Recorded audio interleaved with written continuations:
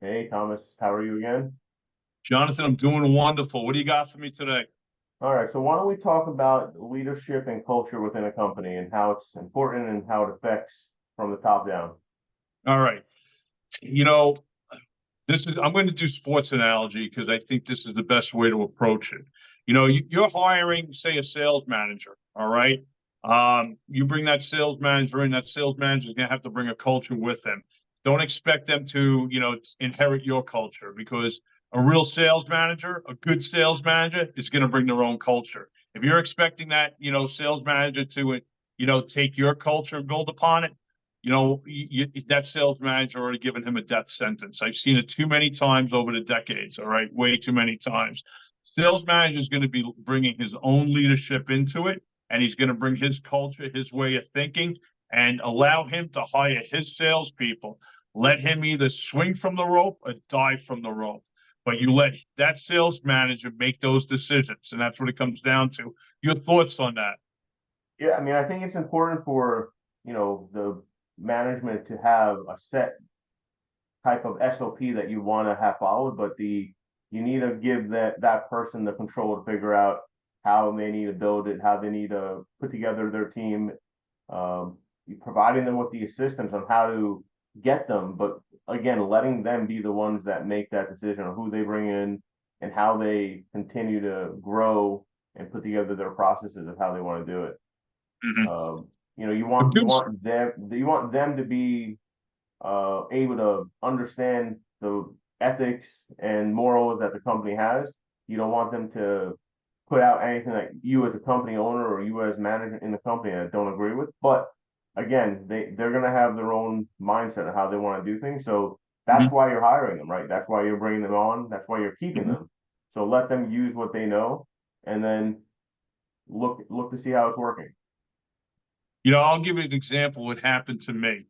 I was actually running things it was in the New York tri-state area. All right. And the old ad, Frank Sinatra said, if you can make it here, you can make it anywhere. And there's a reason for it. There's so many different nationalities and demographics in New York. I had this guy come in from the West Coast, and he was actually a regional director. So he was above me. So he's critiquing me, and I'm just sitting down being respectful, everything else. Meanwhile, I got 23 offices around the country, business offices, B2B. I'm running two of them out of the 23. I'm bringing in 51% of the overall business for the company. It was a publicly held company. So, and his side of the fence on the West Coast was like just so. All right. Anyway, again, being respectful. But he went back to corporate saying this, and that, saying the way I manage things was a little bit unorthodox.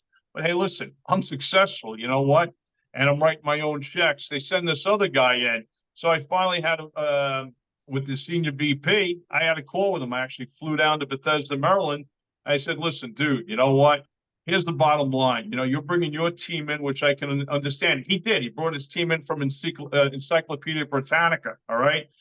This is totally different. I said, listen, no disrespect here, but this is a totally different type of street sale. Okay. This ain't sitting in someone's home.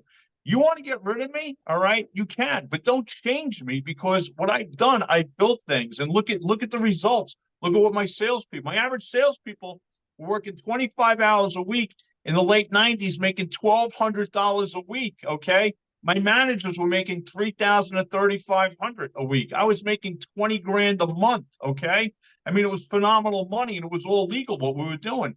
But the thing is this, if someone's being successful, as long as they're not being disrespectful or they're, creating bullshit orders, everything's clean, let them do what they're doing something work. And guess what?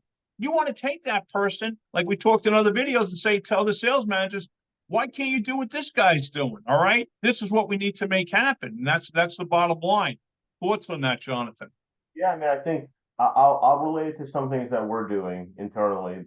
There's two ways of going about hiring people. We're bringing people into your company. One, let's go with the lower skill set person. They don't really know. They follow directions. They follow orders. They know what they need to do. That's a different type of person. So if we're looking to hire a person to, we talked about Google Ads before. If we're looking to hire a person to manage Google Ads for us, we as experts know exactly what you need to do. So maybe Mm-hmm. we say, you're not gonna get paid as much because we're gonna tell you how to do it. We're gonna train you to be exactly how you need to be. You're a newbie. And we'll go that route. And then maybe we go the other route and we say, we're gonna hire an expert also to bring them on board. And we're not gonna tell them what to do. We're gonna say, this client needs calls, form fills, sales. Here's their website, here's their company. Figure out in Google Ads, figure out how to do it. What are you gonna do? What are you gonna promote? And, we obviously will give them information about the client himself, but 9 times out of 10, the one that you hire, let them do it their own way. They're going to do a better job because they have the experience. They are the ones doing the work. So I agree. You have to let the person that you're hiring for what you're having to do for you, just do their work, do it their way, Exactly. check it out, trust but verify, right? You trust what they're doing, but verify. So we'll obviously always check, but as long as it's making money, as long as it's being productive, it's working, it's fine. Exactly. You want you listen, bottom line is always be ethical. Always be ethical. If there's ways of getting the sale done and training people to be successful, then do it. Just as long as you're ethical. Don't ever cheat the customer, cheat the company, because you know what? I believe in karma. It'll come back on you tenfold in a negative way. Listen, hopefully we've given you creative knowledge here on leadership plus culture, because it's very important. You guys have a great day. Please hit that thumbs up. All right. And hit the subscribe button. You guys have a great weekend. Take care. Take care, everyone.